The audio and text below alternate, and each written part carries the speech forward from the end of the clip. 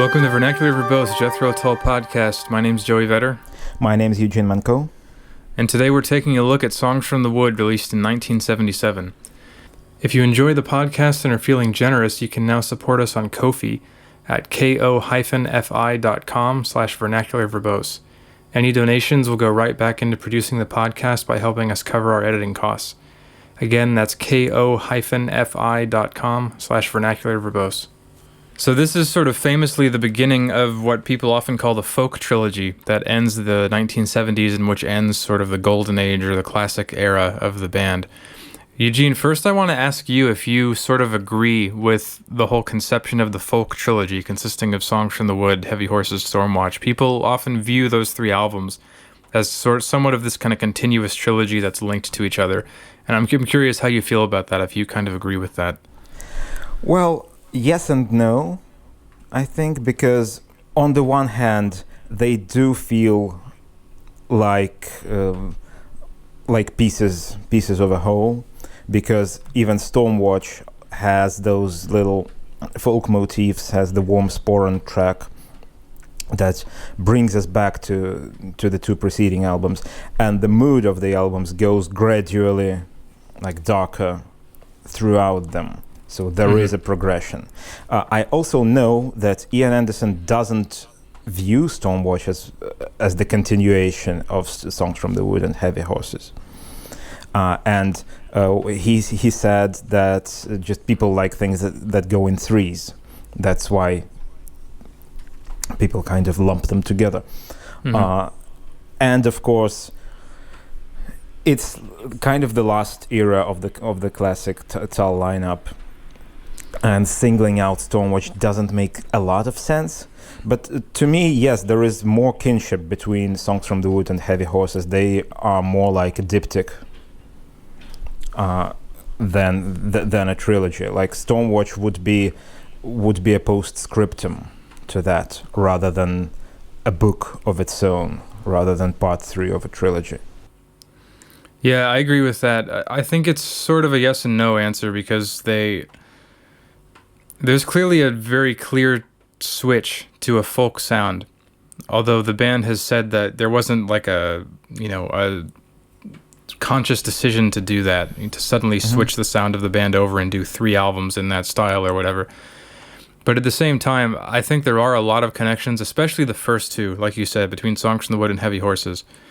There's some big connections between those two things, but they're also kind of two sides of a coin, where Songs from the Wood is very fantastical, very fantasy-oriented, and it's a lot more lighthearted than a lot of the stuff that comes after it. And Heavy Horses is much more sober, down-to-earth, kind of pragmatic sounding. And then I think you're right that Stormwatch is a little bit of a, stepchild. It's not the same as the past two. And in a way, I can see an argument that they shouldn't be considered lumped together with the other two. But I think for purposes of kind of the band era, the cohesion of the band, the fact that the band split up right after, and the fact that it in a lot of ways still continues a lot of the folk imagery and things like that, it's kind of lumped together. Yeah, Stormwatch feels heavier, and musically and thematically, and while in Songs from the Wood and Heavy Horses we have like the first fascination with the countryside on Songs from the Wood, and the realization of things that come with it on Heavy Horses. Yeah. Stormwatch takes a different turn and a broader look at what's going on in the world. And I'm not singling out Stormwatch to say that Songs from the Wood and Heavy Horses are two masterpieces and Stormwatch is an afterthought. No, because I love Stormwatch.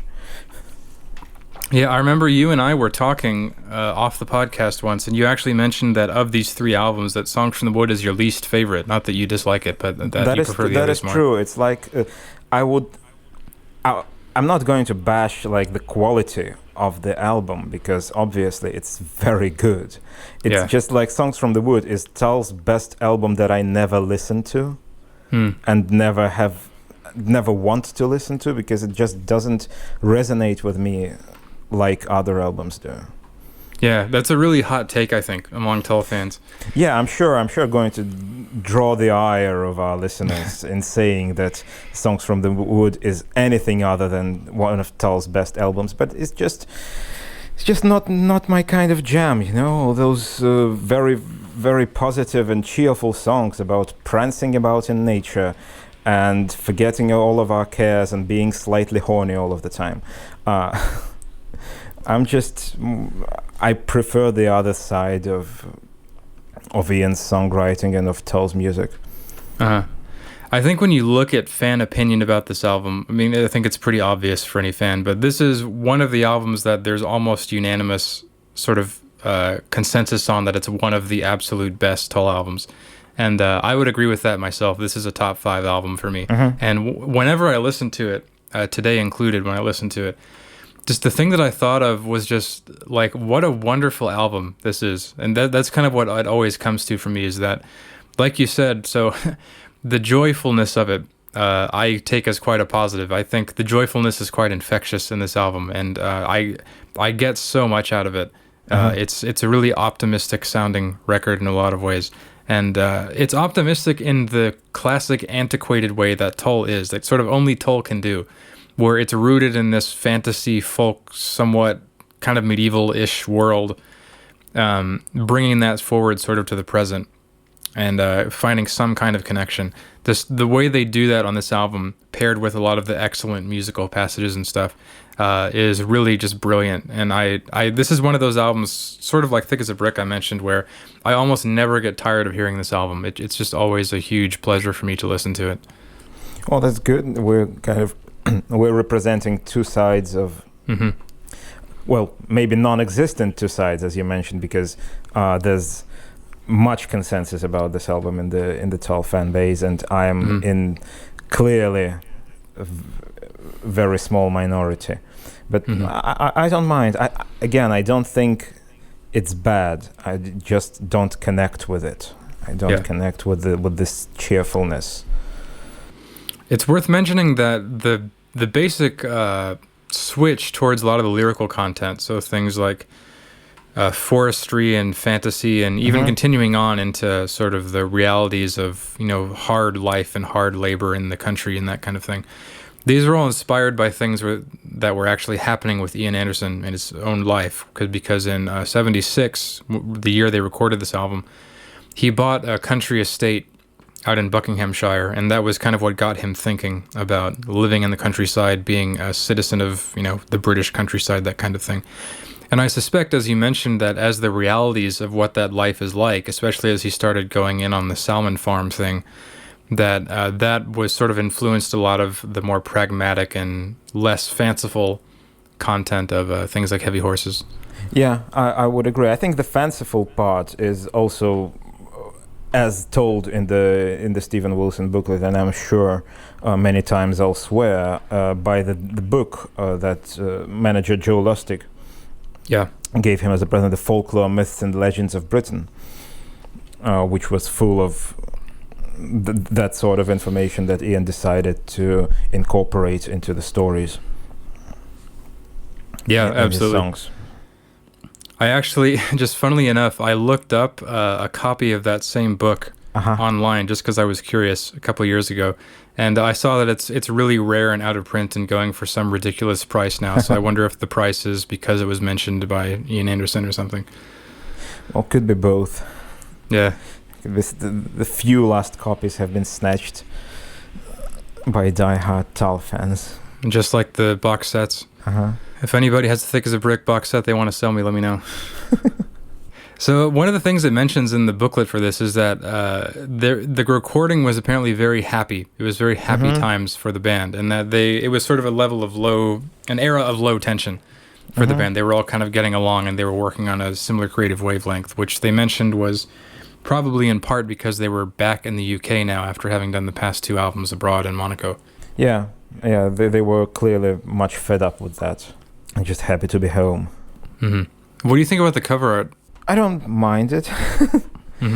No, it's a good cover, I think, compositionally. I don't think I ever saw that cover art except from digitally in any kind of large format. I've never held a vinyl record in my hands of Songs from the Wood, and I don't think I've even had a CD, because the CD of Songs from the Wood that I had was that kind of early 2000s Russian bootleg that was paired on the same disc with the Walk Into Light, which is kind of ridiculous. So all of my first Songs from the Wood covers were like tiny 320 by 320 pixels images. I didn't know there was a dog on the cover until very much later. Yeah, it's kind of hard to see.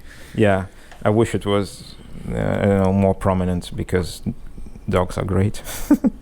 And I also didn't know that the Kitchen Prose and Gutter Rhymes line was on the cover. Yeah, it's kind of funny. Come to think of it, it actually there is something in common between all those that folk rock trilogy, in that all those album covers have lines from the lyrics on them. I think Heavy Horses does too. Oh yeah, that's true. And so does Stormwatch. And they all have some depiction of Ian on the front. Yeah. Well, Stormwatch kind of has an Ian-like character, as many other albums do. But yeah, all of those albums have a line from the lyrics. Like Stormwatch has got lines joining Feign Discord, etc.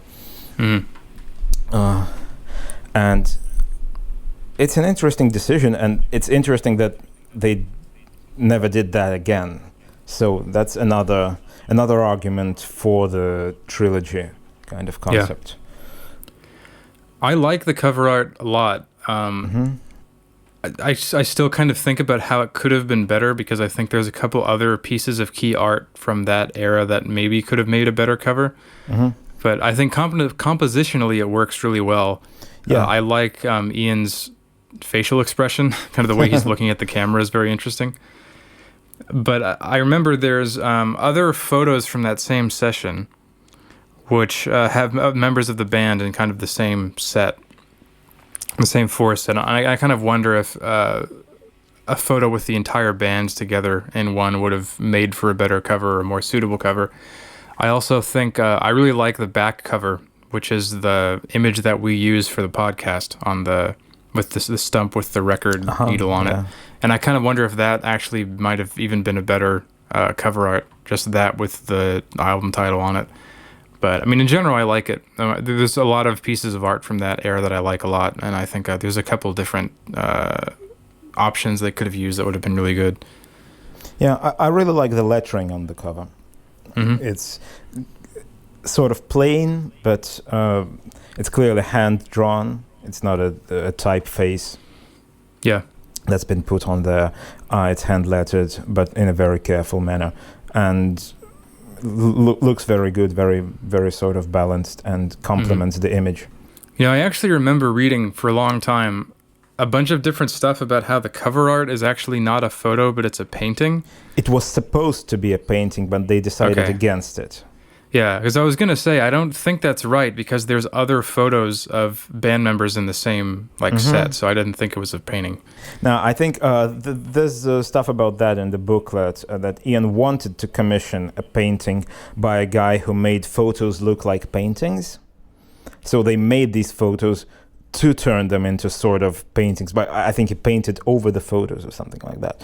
But they ultimately decided against it because it would look kind of contrived. And I agree. I think it would have been sort of kitschy in a way, like too much like a sort of cheap painting hanging in a country squire's house. So there's one interesting thing we can mention on the member lineup. On this member lineup on this album, we have Ian Anderson, vocals, flute, acoustic guitar, Martin Barr on electric guitar, John Glasscock on bass, Barry Barlow on drums, John Evans on keyboards, and for the first time, David Palmer, now D. Palmer, on as a second keyboardist. So D. Palmer, who had for years, as we've talked about, been sort of the orchestral arranger for the band, had been invited to join, I think, the Too Old to Rock and Roll tour in '76 as a second keyboardist. And this kind of opens up a new era for Tull in a way, in that there's a lot more classical influence, I think.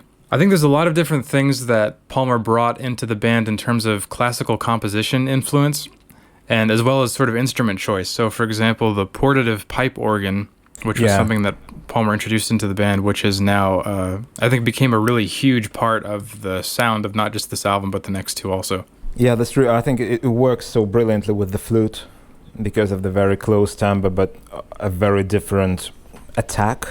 And so they are both, the flute and the portative pipe organ are both the instruments based on a whistle construction, but obviously the portative organ will have like a very smooth sound, and the sound of the pipes will be closer to a recorder rather than a transverse flute.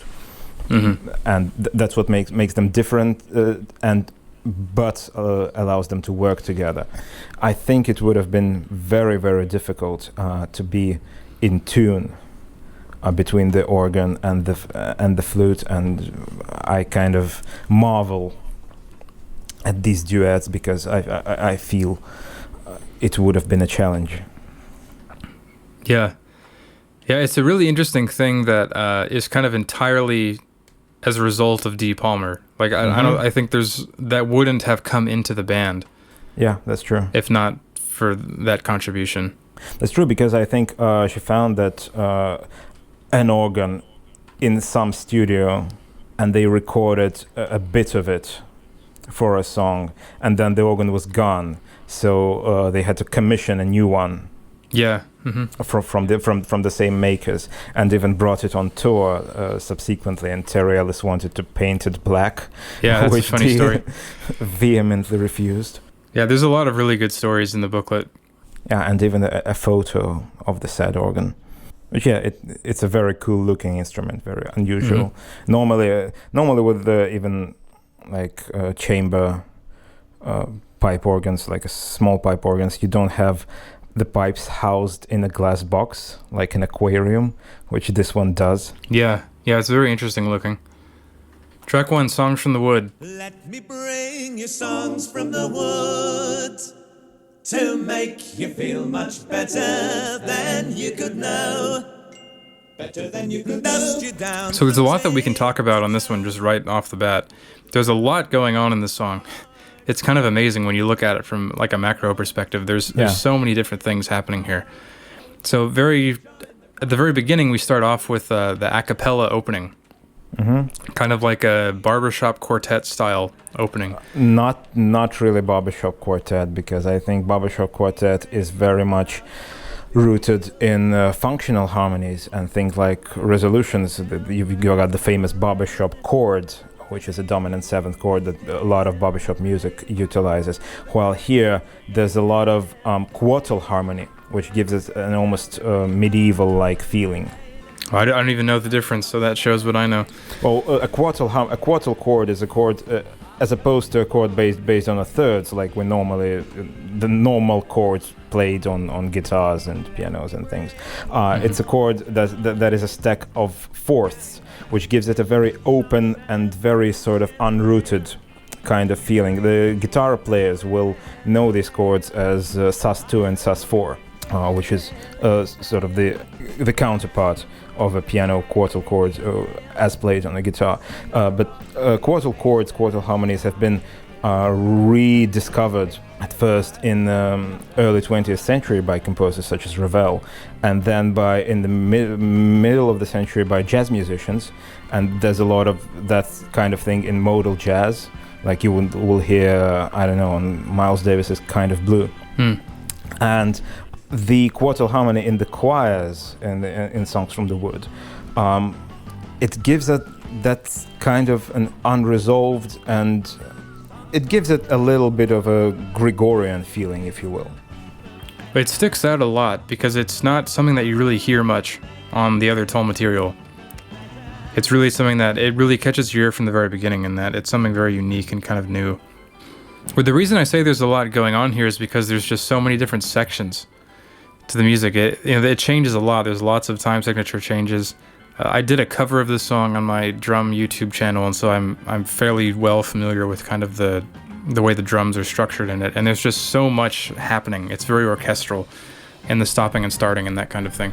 Yeah, I kind of feel that it has an almost Yes-like flow with a very classical approach to musical themes, which Tull didn't really do before this. I think with the Yes, their kind of approach to composition was like everyone brought a little piece that they had, and Rick Wakeman stitched them together, and then they learned to play the whole thing. I think it was a little bit would have been a little bit different here with Tull, but there's famously a lot of contributions on this album from Dee Palmer and from Martin Barre specifically. So it would have been pieces contributed by different members that have been combined into a single arrangement. But it sounds quite cohesive to me. Like, it doesn't sound stitched together. Yeah, that's, the brilliant arrangement contributed by Dee Palmer.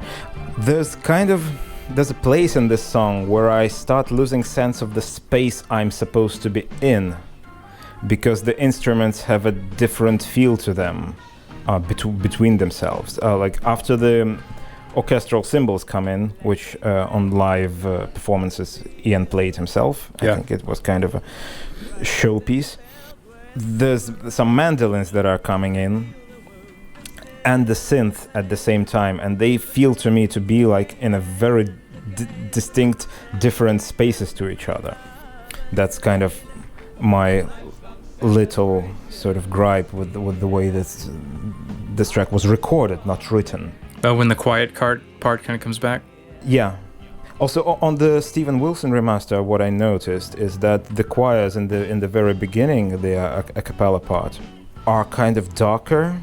They have less high end than on the previous versions of this album. I don't really know why that decision was taken. Yeah. What do you think of the live version of Songs from the Woods, where they cut away the first verse and just starts with poppies? Yeah, that's interesting. It, if I remember right, the live version I'm thinking of, it actually starts with the bridge from Pibroch, and then it goes into Songs from the Wood. Yeah, it sometimes does and sometimes doesn't. The old version does start from Pibroch, I think. It's Pibroch, okay. Yeah, the Scottish words should be Pibroch. And sometimes I think on the latest tours, I just heard it like, let me bring you Songs from the Wood, poppies red and roses filled with summer rain. Just with the entire first verse just discarded. It kind of always feels jarring to me. I'd probably prefer it, to be honest, in the live context at least. The only version I'm really familiar with, I've seen it live by Ian, and I think he started with the proper beginning, but the one I'm thinking of is the one from the Madison Square Garden 78 version, where they start with the Pibroch bridge. Well, I don't know, the first verse just puts me in the mood for this song. It kind of, it's preparatory, it sets the setting, if you will excuse the tautology, and without it, I kind of always get a little bit of a whiplash. Yeah. Like, oh, am I supposed to be rejoicing already? I haven't told to rejoice. That second half really is great with that guitar riff. I think it's one of the great sort of musical passages of the band's history. Yeah, it's pretty good. Yeah, there's another thing. Kind of a minor gripe about this song is I don't like the better that Ian is doing at the end. I don't know. Oh yeah. The kind of the stuttering sort of thing. I don't know why he does that. Why they wouldn't just syncopate, just leave an open beat on that. Yeah, I haven't even thought about that. It never even passed through my mind until you mentioned it. There's a lot of interesting drum stuff happening here, in addition to the orchestral cymbals that you already mentioned. So there's quite a lot of double bass here, which we've mentioned that there's more and more double bass increasing, and there's also quite a lot on this album as well. So there's a bit happening here, and there's some really cool little odd drum fills, including double bass.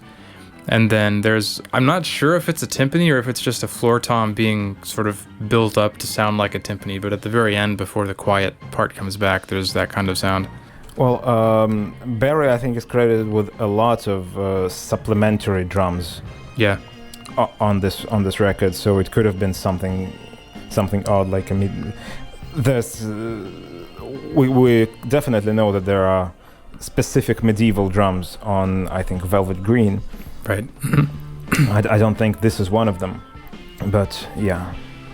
And like you said, the synthesizers are back for the first time since being absent on the past two. Mm-hmm. And there's not a ton of synth on the album, but there's a decent amount. Yeah, the kind of the low synth on this track I like very much. Mm-hmm. It's the kind of a string synthesizer along with the mandolins that kind of confuses me as to where am I supposed to feel, you know? Yeah. Like I am. It's a very expansive feel to me with when those synths come in on that part. Yeah, but there are also instruments that feel close. Right.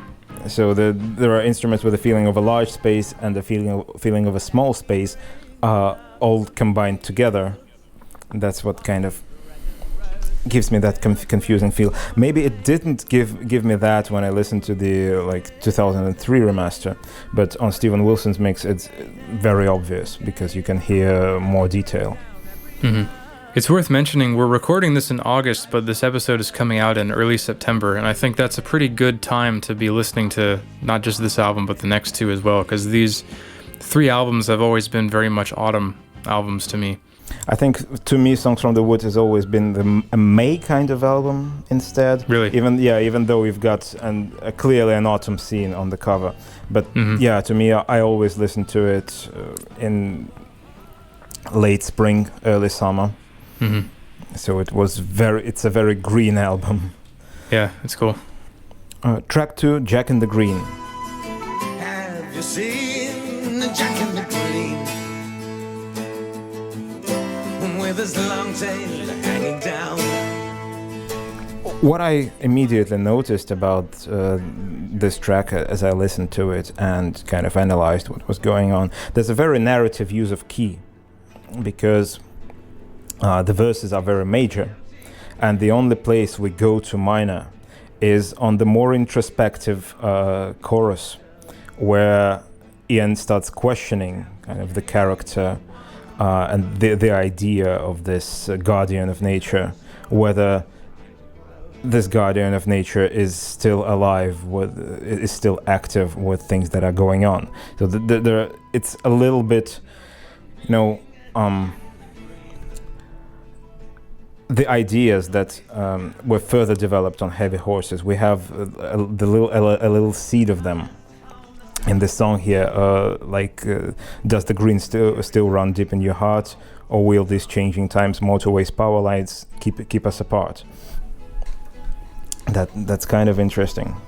Yeah, it sticks out for me. Well, first of all, I think a lot of people know, but this is basically like a solo Ian Anderson song, that even though there's electric guitar and bass and drums on it, Ian Anderson is the only performer on it. And he talks in the booklet about how it was just him and an engineer in the studio doing this song, and so I can kind of imagine what that looks like. It's kind of fun.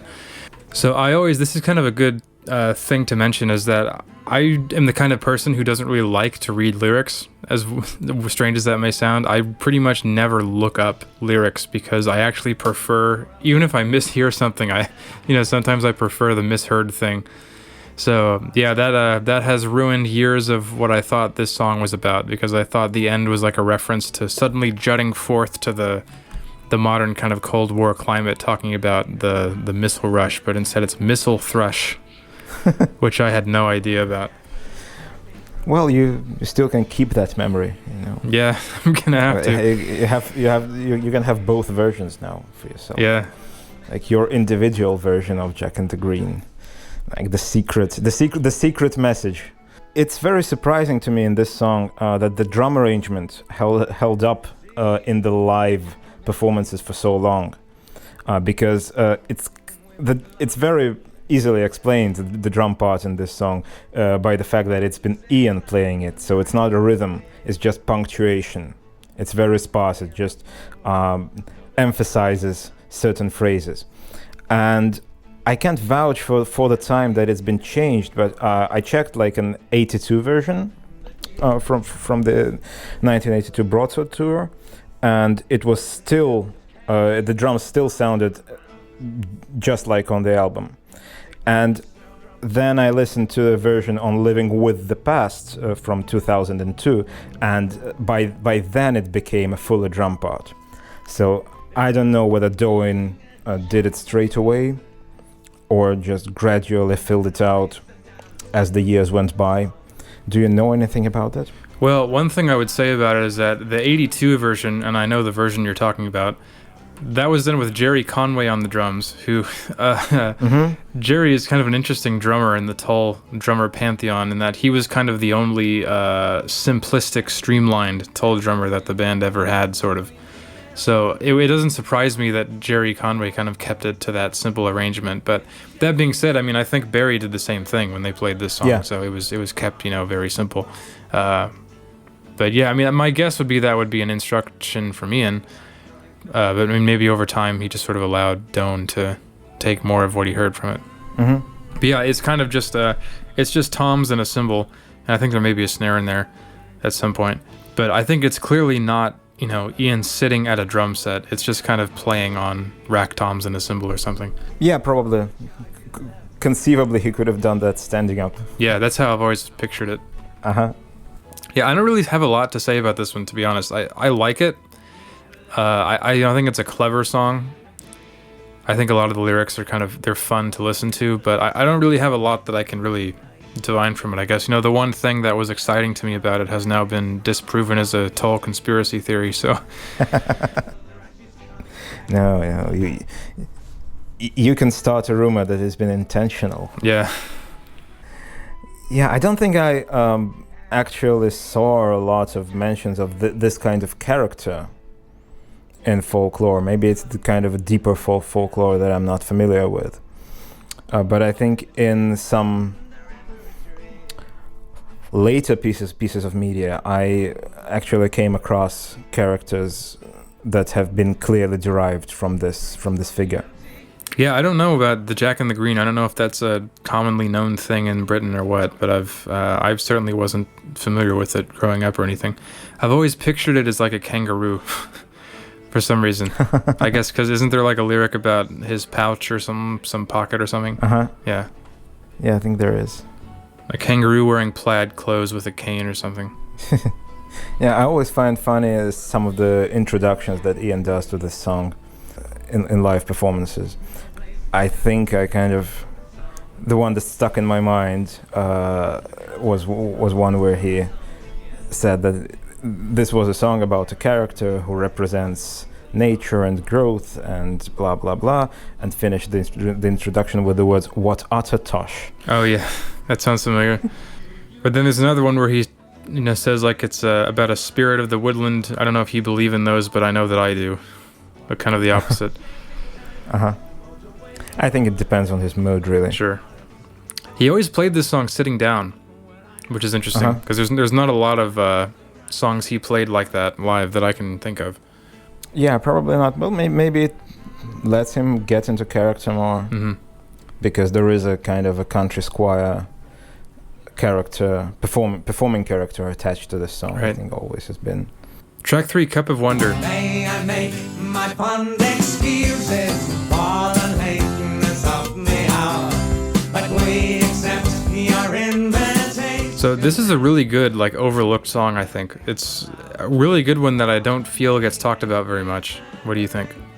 Yeah, I'm not sure I saw a lot of discussion about this one. It's nice. I really like how... again, talking about keys and chords and things like that, we've got 3 keys in this song. Half of the verse is in C, the next half of the verse is in D, so it just straight up modulates a tone upwards. And then the chorus is ostensibly in B flat, from what I can gather. It's another very layered song. There's a lot of things happening, especially kind of during the main riff in the later parts of the song. There's this very kind of like fanciful, far-off sounding flute part in the back, which is really interesting to listen to. I actually thought it was some kind of synth or something at first, but I think it's pretty clearly a flute. Yeah, I think there's on the coda, on the very end, on the fade out, I think it's probably there's a flute part, and then the counterpoint is played by the portative organ, I think. Yeah, it creates this it's kind of a world building thing to me, where it's kind of again like this fanciful realm kind of thing, where it's very very druidic, celebration of all things pagan and mythological. Yeah. And with the talk of kind of like gathering around the table and that kind of thing, it reminds me a lot of kind of like, I don't know, Lord of the Rings type sort of fellowship kind of thing. And that's kind of what it makes me think of. Yeah, it's funny that you mention it, because when I was thinking about, what kind of overall vibe this album has to me, it kind of feels like a very hobbity album. Yeah. It's all in the Shire. Everyone is very peppy. Right. Yeah, Shire rock. Again, in this song, there's a very odd kind of a slapback delay / echo on the piano, which I find there's a lot of it in the entire album on different instruments. There's a lot of it on vocals, on the flute, and this is kind of what is a little jarring for me. This what feels to me like a strange recording decision, because we're supposed to be in the woods, right? This is supposed to be an outdoors album, and a lot of instruments sound like they are in a room by virtue of this little delay, which it kind of sounds like a room reflection. Yeah, I see what you mean, and I think it's kind of case by case. I think there's other songs on the album where I really really like it. It kind of gives it like a wind feeling, like it's kind of like the music is just kind of one with the wind, and I think there's later songs where it's kind of more apparent that way, but I see what you mean. Yeah, I think it's similar to kind of the same kind of delay effect they used on Pied Piper on the last album. Well, Pied Piper has a kind of a longer delay. This one is very short. It's just like a slapback, just one reflection, so it doesn't much sound to me like the wind, not enough space in it to feel windy. But I don't know, your mileage may vary, as they say. I really like the bridge on this song with the piano solo and the ride bell drum part with like the ride bell and the upbeat sounds really great. Yeah, the parts are really inventive. Sounds like everyone just went all out, by bringing all kinds of little ideas. It's a really sunny song, and even especially with some of the lyrics, like "Rise in August, welcome corn." That may not be an exact quote, but something like that. Well, the line "Lie in August's welcome corn" directly follows "Join in Black December's sadness." Yeah, it's there's true. a little bit of darker color in there. Yeah, but yeah, I agree. It's a very again, like I said, it's a celebratory song, and I wasn't sure at one point. I wasn't sure about the phrase "pass the word and pass the lady," or was it something like Grateful Dead's Jack Straw, "We can share the women, we can share the wine," but it kind of never felt like that to me, and I think the consensus is that the lady is just representing nature. Yeah, I also saw it as kind of a euphemism in that lady is, maybe it's supposed to sound like ladle, is kind of how I've also always heard it. It's kind of like trying to sound like both at once or something. It could be. Yeah, but just on the the surface metaphor, I think, is nature, representing nature, and the birthing force, the creative force of everything alive. How do you feel about like the choir parts, kind of ascending upwards? They're nice. They sort of connect it with the title song, and the choir parts. Fire at Midnight also. Yeah, the choir parts, the organ parts. There's a lot of this kind of sound on this album. Yeah, the choir sounds a little funny to me, but I'm not going to complain. Well, it's fanciful. It's people having fun, and Yeah. if it sounds a little bit silly, then well, who's to complain? Because no one's being hurt. Track 4, Hunting Girl. One day I walked the roads and crossed the field to go by where the hounds ran hard. And on the mars the race. This is kind of one of the hornier songs on the album. And I think we'll see more of these from Anderson in the coming albums.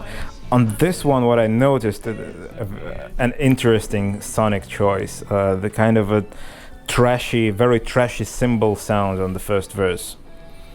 Yeah, it's a China. Is it just a China? Because to me, it almost sounds like those untuned metal plates that I think Bill Bruford and Jamie Moore used to use in King Crimson.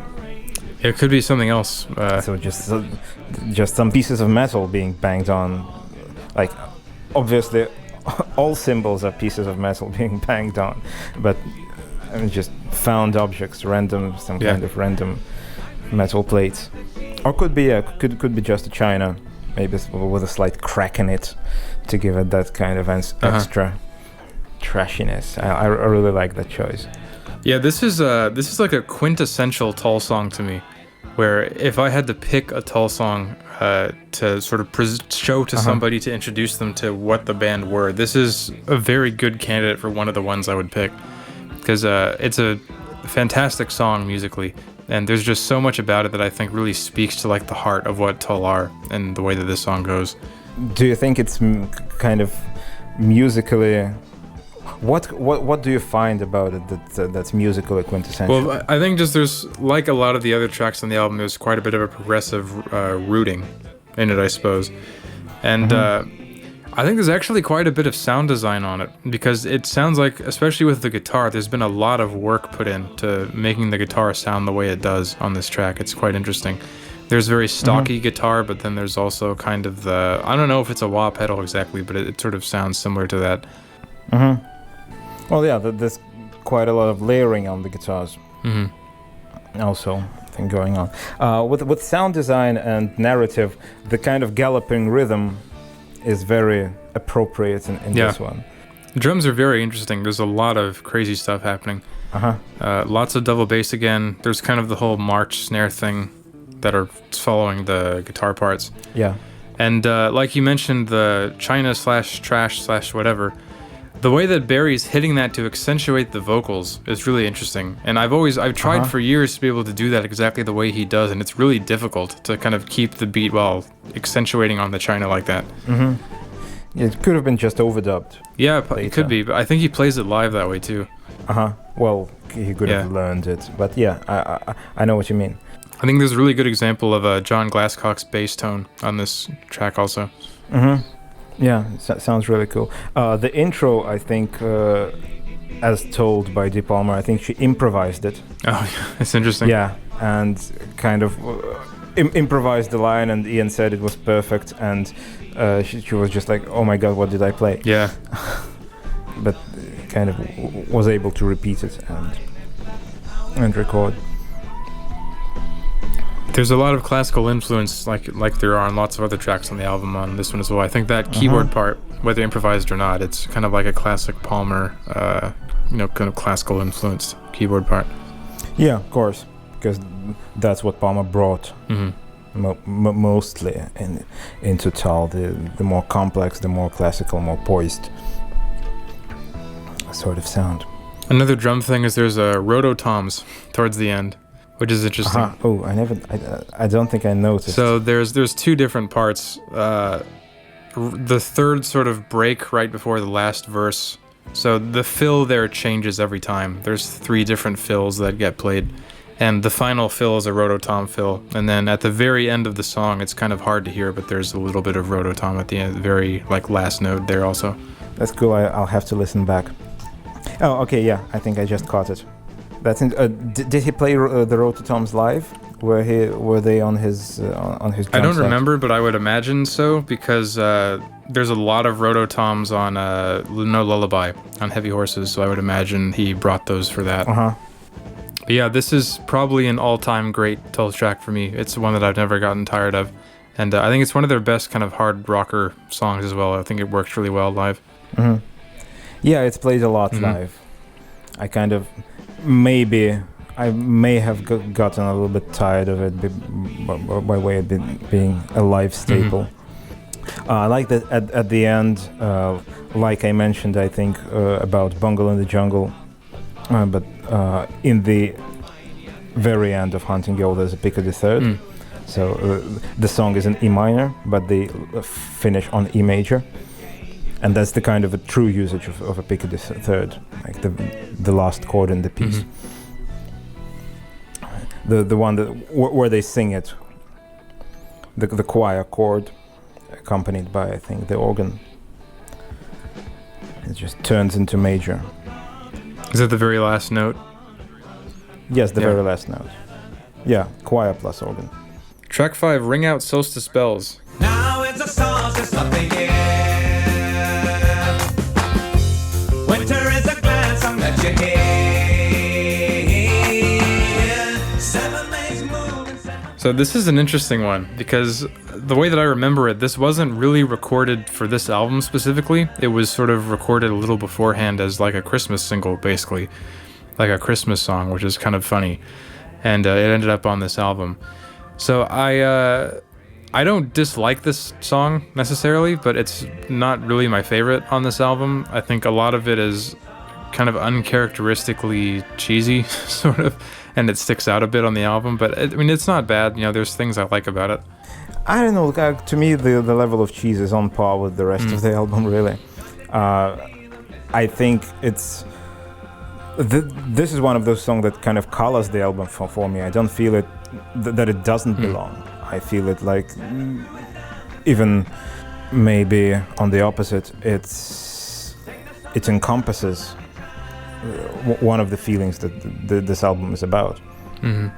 I like it. I don't think there's much wrong in it. Much wrong with it. It is clearly Jethro Tull's attempt at a Christmas single, like and it's nice. It's got this nice idea that they made a Christmas song, which is not about Christmas, which is about what ultimately became Christmas, but wasn't. And I like it that it's self-referential. We've got 7 maids and 7 druids dance and move in 7 time, which is a little funny because they made an attempt at a producer's quest to record it in 4/4 time while still singing about maids and druids moving in 7 time, which didn't make any sense. Yeah, the label made them re-record it in 4/4, and then they ended up not even using their newly recorded version. Yeah, it's as a bonus track on the Wilson reissue, and yeah, it just sounds wrong. Yeah, I agree. I don't. It also has the chorus changed Magic to bells, ring out magic bells, yes, because Solstice was apparently too complicated a word. Yeah, I think dumbing down is never a good idea. So this is apparently like an actually popular Christmas song in the UK, like even today. Do you know if that's true? I think yes. I think I think it pops up. I don't think it's as popular a rock Christmas song as "Merry Christmas Everybody" by Slade, but I think it crops up on playlists. That's interesting because it's definitely not a popular Christmas song in America. I'd never heard this song in America. I remember when I was a kid hearing Bungle in the Jungle in Walgreens pharmacy, which to me as a kid was like unbelievable that, you know, a pharmacy in my small town in Texas would play Jethro Tull. But yeah, I don't think I've ever heard Solstice Bells as a Christmas song, so that's kind of funny to me. It's interesting about this song that it's got actual bell sound. Yeah, that's my favorite part of the song is kind of the outro with the bells. And given that the song is very major, the bell sounds are never quite major, even if you play a major melody on them, because I don't know how this works. I think a lot of information about bells has just been Bader Meinhof into my information space lately. Like there was, I think, a thread on Reddit about carillons, and then David Bruce, a composer who makes YouTube videos, made a video about bells yesterday, which I watched. And one of the interesting thing about the sound of a bell is that naturally occurring harmonic series in most sounds contains the major scale, which is why the major scale sounds good to us. While bells are a unique kind of object that has a naturally occurring minor third in them. So they always sound a little bit wistful. And I think that this is one of the things that gives this song its character.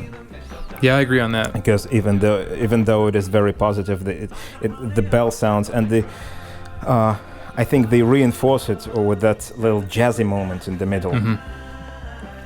The quiet jazzy part, which, like I mentioned, quartal chords before. That's a quartal chord they're using there, and it's that kind of unsettled feeling it gives. Which kind of brings the whole song, that little moment in the middle brings the whole song for me together, because it creates a point of introspection that I feel that the sound of a bell always elicits in a way. The hand claps. Do you know what I'm talking about? The hand clap sounds. They sound very. Sure. I don't know what the word is. They sound very distinct from the rest of the song for whatever reason. Yeah, they are. I think there are also hand claps in the middle of Pibroch, right? Are they there? The other song on this album that has hand claps. I'm not remembering. Could be. Yeah, so it's not like the only place where we're hearing them, but yeah, they're a very clearly very specific sound choice for this song that create a feeling of a collective dance. Yeah. You know? This is another song that I think it sounds very reflective, like you were talking about, kind of with that little delay effect. It sounds very shiny, I guess is the way I would describe it. Yeah, which is for a Christmas song, for a song designed to be heard at a darker time of the year. Of course, if we are in the northern hemisphere, it works very well because it creates the kind of counterpoint to what we see around us, to the cold, dark days and darker nights and things like that. So am I making this up, or was there an animated music video for this song? I'm gonna have to look it up. Animated? Oh, I'm right. So this says BBC promo vid for Solstice Bells 1976. Wow.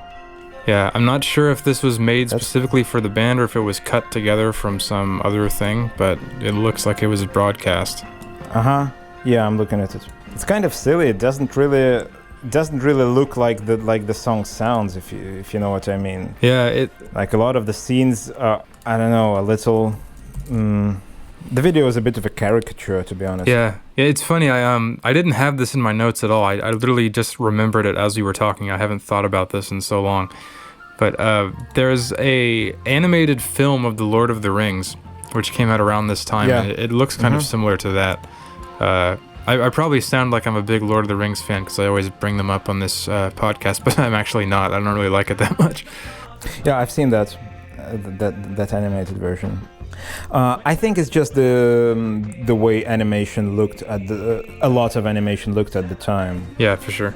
Again, like I said, I don't hate it. I don't dislike it, but it doesn't stick out a lot for me. It feels a little bit stitched on, just the fact that it was done beforehand. Although I do agree that it kind of matches the theme a bit, but something about the shininess, it kind of makes it stick out, I feel like, compared to a lot of the other tracks.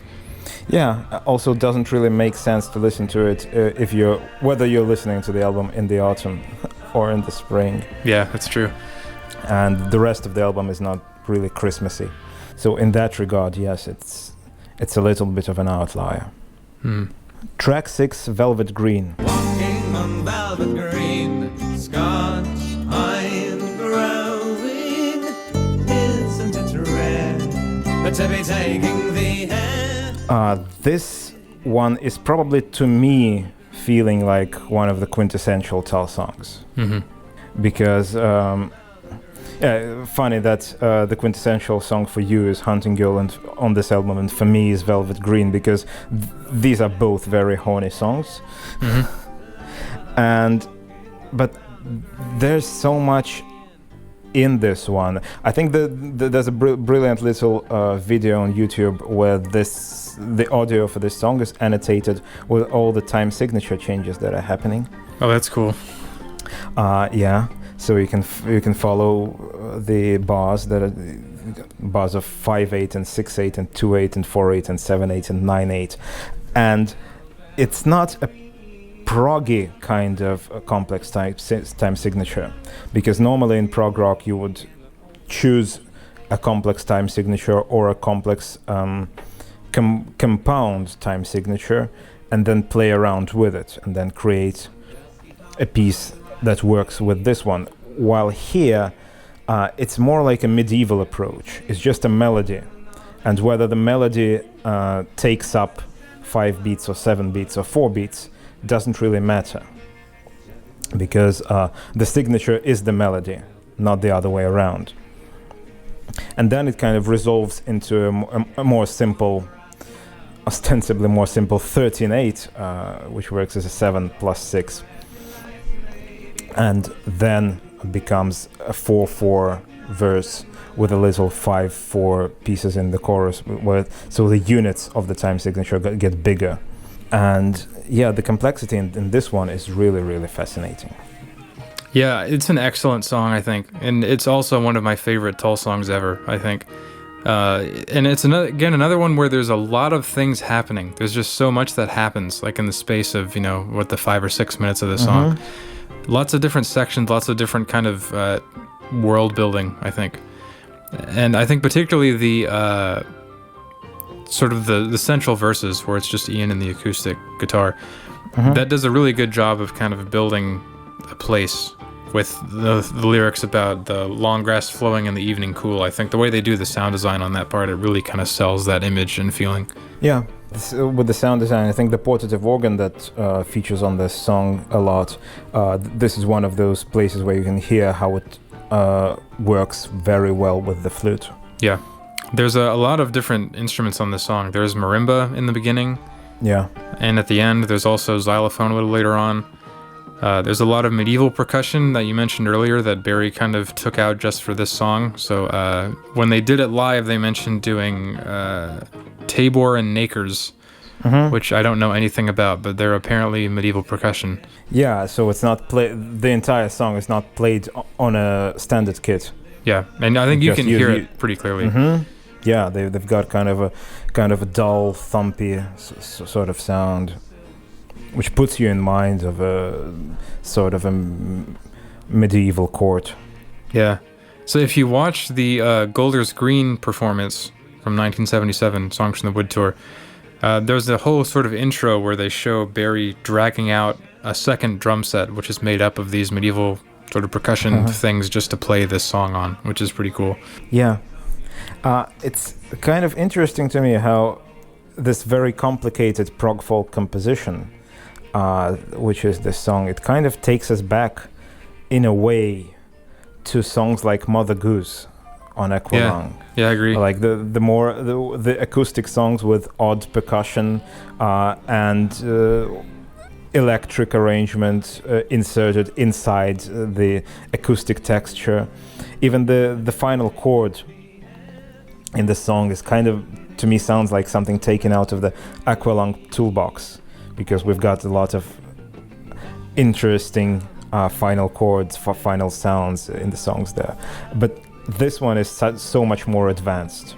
It is so much more of a scored piece of music, where everyone is playing a complex part and knows it very well. No one's improvising really.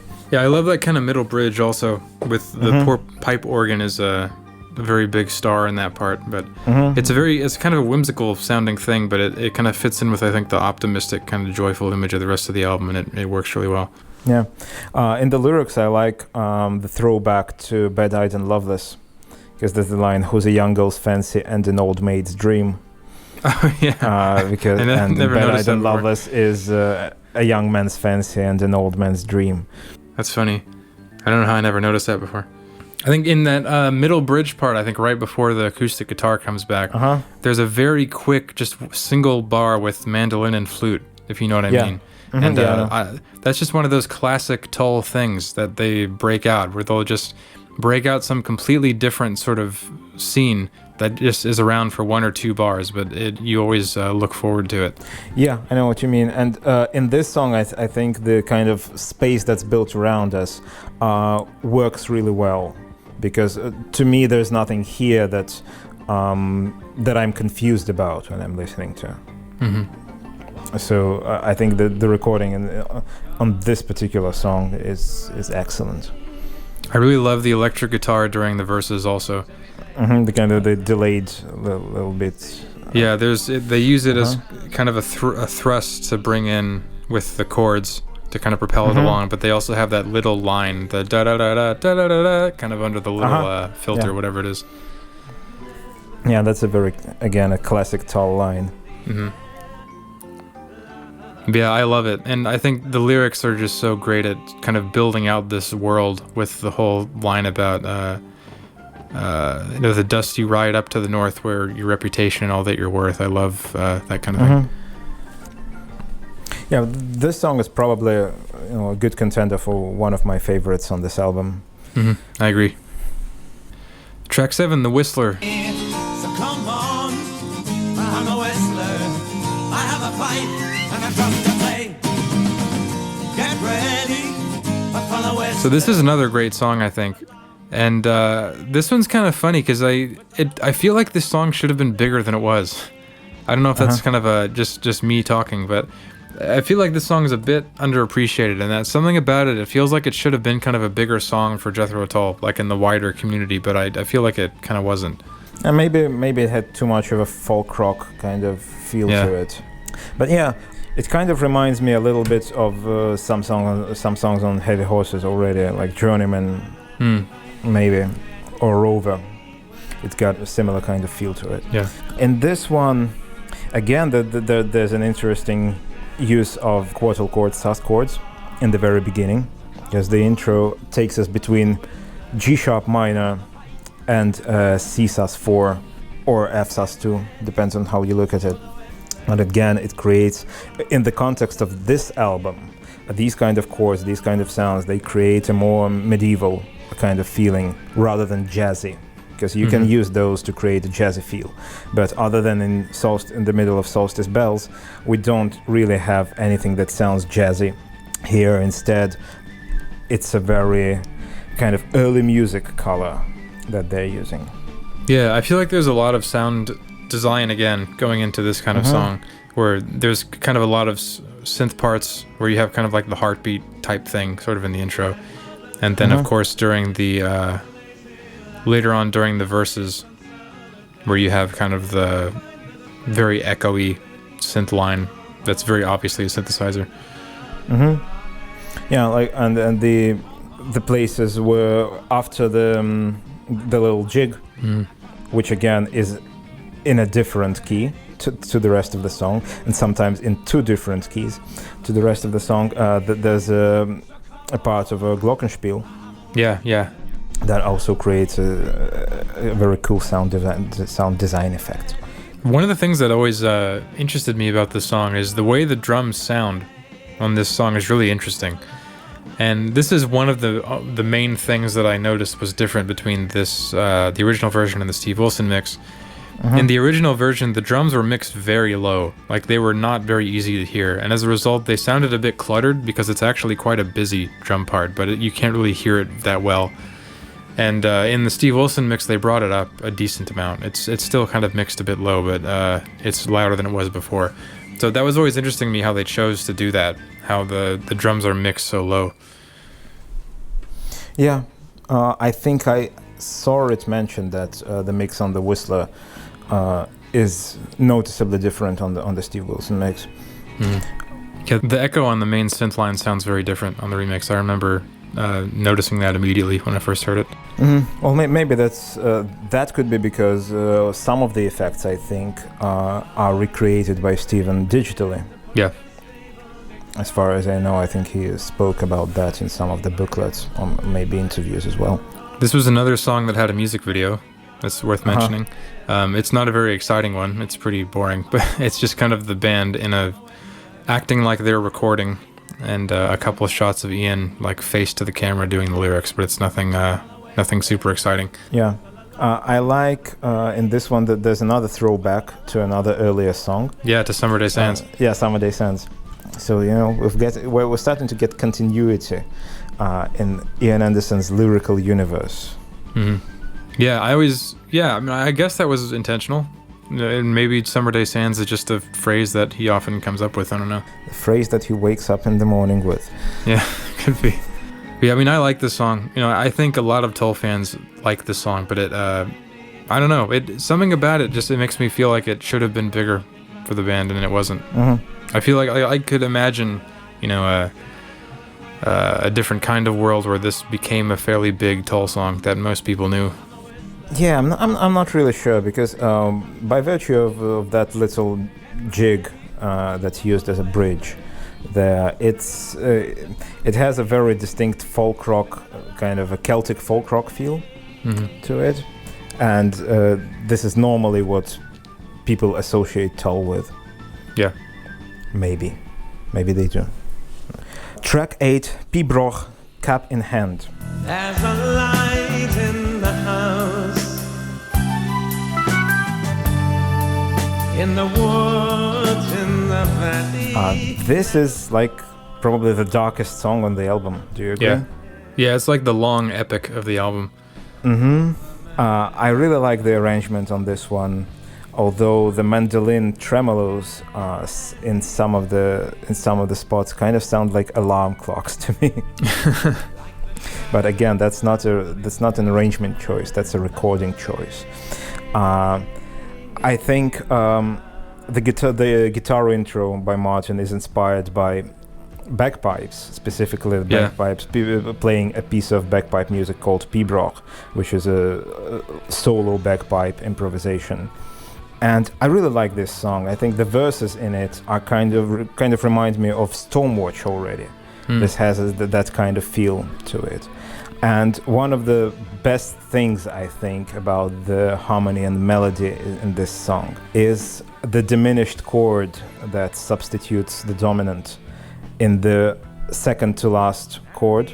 Second line, fourth line, there's this thought in the head of the man, the word head, and bringing you love in the cap, in his hand, the word cap, the chord that comes in these two places and other places in the other verse. It's just such a beautiful feel, melodically and harmonically. It creates such a wonderful tension. I like De Palma's contributions in this, like the counterpoint, synthy, and organy places. I think to me, these ones are like the characters' memories of the days of yore, because in this song, the main character discovers that his wife left him for another man, and another man took place in the house he once lived in. And there's a lot of narrative things in the music, I feel, in this song. The break, the guitar break, I mean, feels like the sort of internal turmoil of that person. And the counterpoint keyboards parts are like the memories. But then we've got that little folk dance moment, the flute solo. Yeah, I love that. With the flanged flute, which sounds like, I don't know, is it a reel that's played a little swung, or a hornpipe, some kind of Scottish tune. It's clearly written by Ian, but it obviously references a specific sound. And first of all, I don't really get the flanger on the flute there, because it just sounds weird a little bit, and some of the lines have some kind of, to me, sounds like a misapplied room effect, but just narratively, I'm a little bit confused by that moment, because we've got all this entire story of a person in turmoil, of a person whose past he will never be able to reconnect with, and then this folk dance. What is that? Is that person going to the pub and getting wasted? Yeah, I know what you mean. So, like I've mentioned before, I'm not really one who reads lyrics usually, so I've never really thought that much about the narrative behind this song. Musically, the bridge that you're talking about is my favorite part of this song, and not just kind of the mandolin flute part, but really the whole, like the entire thing surrounding it with kind of the synth, bridge and that kind of thing. I mean, my guess is it was just music that was just put together, and there wasn't a lot of thought put into it. But I don't know. The guitar intro is very hypnotizing. Yeah, that's kind of the way I would describe it. And it's also interesting that the drums during the verses, it's very like jazz swingy, which is really rare for Barry. He doesn't typically play that way, so I always thought that was kind of interesting. Yeah, well, songs in this tempo aren't really very typical for Tull, so yeah, I think it's just one way of making it slightly more interesting during that little swing. I think the folk dance, the flute and mandolin moment with hand claps, yes. In this song, this is probably my least favorite part, but I really like the keyboards part coming in afterwards and bringing us to a more somber mood again. Yeah, this song, it's, again, I don't dislike it. I don't dislike any song on this album, but I think this one it gets too long for me. And I kind of lose my focus on it because of that, I think. Yeah, I know what you mean, but as I listened to it again, I enjoyed it a lot. Just lots of repetition of the guitar part. Yeah, but on the other hand, this is like the only dark moment on the album. Yeah. And I imagine maybe some people who really like the cheer of the rest of the record don't like it for that reason. I like it for that reason, because it gives me, a rest from the jaunty kind of mood of the rest of the songs. Right. Track 9, Fire at Midnight. I believe in fires at midnight, when the dogs have all been fed. A golden toddy on the mantle, a broken gun beneath the bed. This is a great short little song, I think. Very much a homely song, maybe one of the most homely Tull songs. Yeah, I like the choral start to it. Oh yeah, it sets the mood really well. And there's another version of this song, which begins with the drum and guitar part, which just sounds kind of jarring. The little guitar swell, kind of before the bridge comes in, is interesting. If you know what I mean, where the vocals end and the kind of bridge begins. Oh yeah, I took a note of that. Yeah, that little fade-in guitar note that transitions into the bridge is a very great sonic touch. And I love the bridge. It's a great like folk jam. Yeah, the instrumental part, I think, in this song is my favorite part. Because I don't really much care about this song as an idea. It's like too homely. I feel like it's a little bit hard to write a compelling song about an idyllic situation with no internal conflict.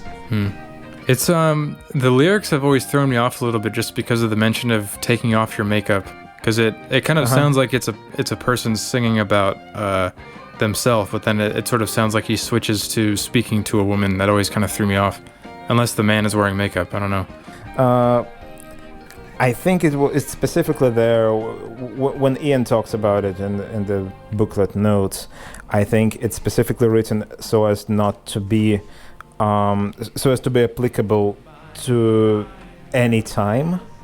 So it's not a historical song and not a modern song. It's a both kind of song.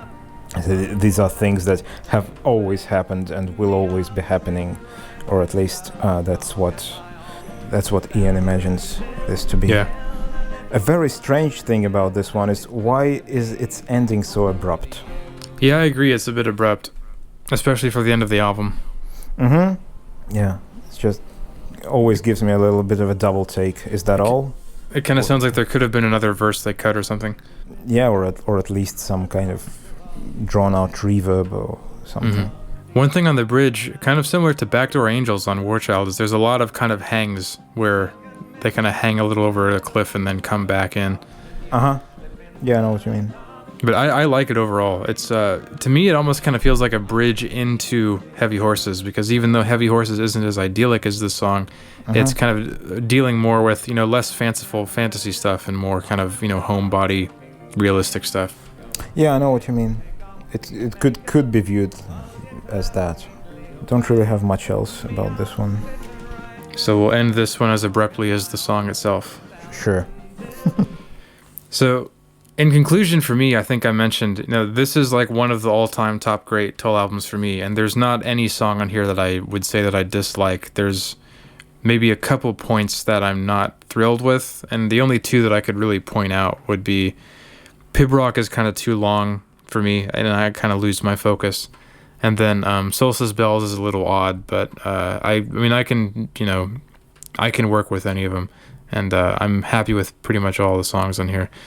The favorites I would mention would be probably Hunting Girl, Velvet Green, and if I had to only pick a third one, I would maybe say Cup of Wonder. Well, to me, as I already mentioned, people care about this album tremendously. As well they should, so I don't have to. So giving this album love is on you guys. I trust you to keep doing that and to leave me with my preference for kind of Ian's acerbic melancholy sneer. But if I were to pick favorites on this one, I think it would be Pibroch, just because it's melancholy in contrast to the rest, and Velvet Green, just because it's so brilliant. And least favorite, well, I'll just say probably Fire at Midnight is my least favorite. And overall, yes, like you said, to me in the folk trilogy, this one is the one that's the least interesting to me, for the reasons I've already explained. And it is not one of my top Jethro Tull albums, because the top Jethro Tull albums are the ones I want to come back to, and this one kind of lacks that for me. But yeah, I know I'm in the minority. Leave your angry comments, and yes, I give everyone permission to be angry at me for this. I'm sure they'll be furious. I would call this one the best of the folk trilogy for me, but my opinions on the next two albums have changed a lot over time in a positive direction, and so I'll kind of talk more about that on those episodes. But yeah, this is number one for me of those three, and it's kind of hard because I don't want to spoil some of the preview of the next two albums, so I'll kind of save a lot of discussion on those for those episodes. But this is the one of those three that I come back to the most, and that kind of gives me the most pleasure in listening to. Thanks everybody for listening. As always, feel free to give us a like, a rating, a review on whatever platform you're listening on. We appreciate all the listens, and we'll see you in 2 weeks with Heavy Horses. Bye.